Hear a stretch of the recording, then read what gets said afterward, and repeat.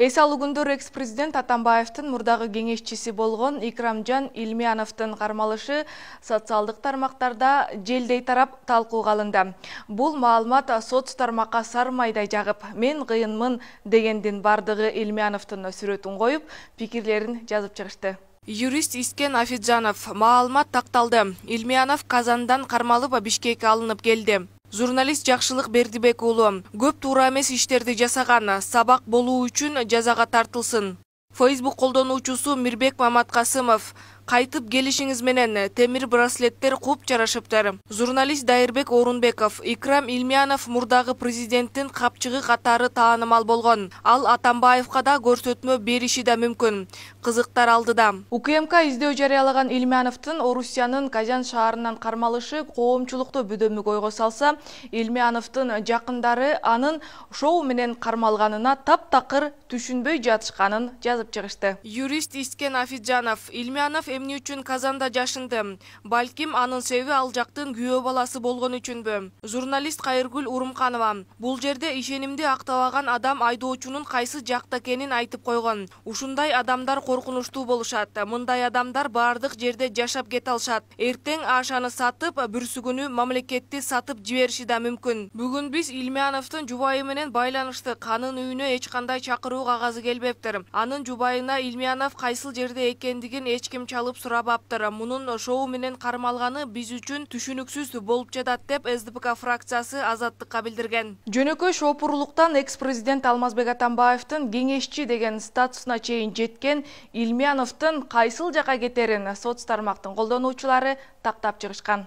Facebook колдонуучусу Таалай Сырым Оскар Шейди О'Нейл байкеге жол тарткан экен да. Журналист Токтосун Шамбетов эми учпай калса билеттин акчасын кайта алышабы? Баарынан кызыгы Икрамжан Илмияновдун ишин айтылуу Айбек Эрнис уулу карап жатканы коомчулукту кызыктырды. Жогорку кеңештин депутаты Жанар Акаев кызматыңыздарда мен кайрадан эле Айбек Эрнис уулу. Икрам Илмияновдун ишин айтылуу Айбек Эрнис уулу караптыр. Бул ортодо журналист Эрнис соңку кульминация албетте Илмиянов эмес. Логиканын изи андан ары жогорулап барып, башкы ууру ким деген маселеге чекит коюлуусу керек болот. Кыргызда мындай кырдаалды ала кушту атынан атоо деп коет. Ала куштун ким экени деле белгилүүдечи. Коррупция менен күрөштө досума да карабайм деген принцип уланса, анда достун камалышы менен кульминациялык чекит коюлабы же кандай болор экен? Бул жагы деген пикирин жазган. Мындан сырткары Атамбаевди СДПКнын лидерлигинен кетирүүгө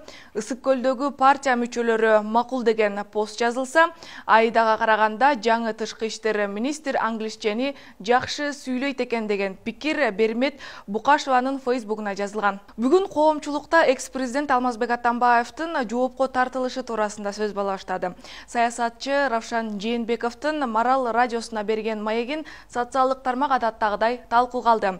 Анда саясатчы президенттер дүйнөлүк практикада геноцид, системалуу түрдө адам укугун бузса, коррупция, узурпация үчүн жоопко тартылар туурасында айткан. Коомдук ишмер Эдил Байсалов камабайт деп Равшан Байкем айтканы таарынбасын. Бул кыргыз мамлекетине шек келтиргени.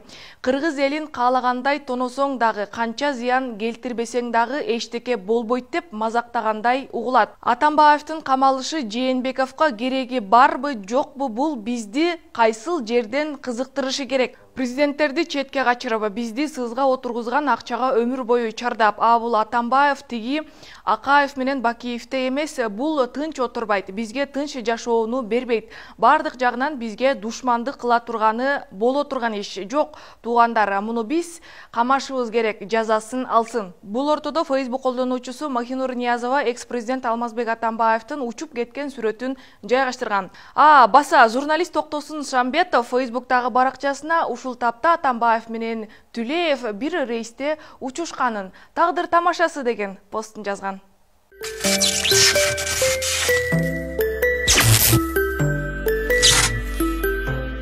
Next TV каналы көрүүчүлөрдүн жана социалдык тармактардагы окурмандарынын талабы менен next.kg сайтын ишке киргизем. Биздин сайтты next.kg дарек аркылуу таап, каналда көрсөтүлүп жаткан программаларды көрсөңүздөр болот. Мындан сырткары Next TVнын социалдык тармактардагы баракчасына катталып, сунушуңузду, пикириңизди жазганды унутпаңыз. Көрүшкөнчө.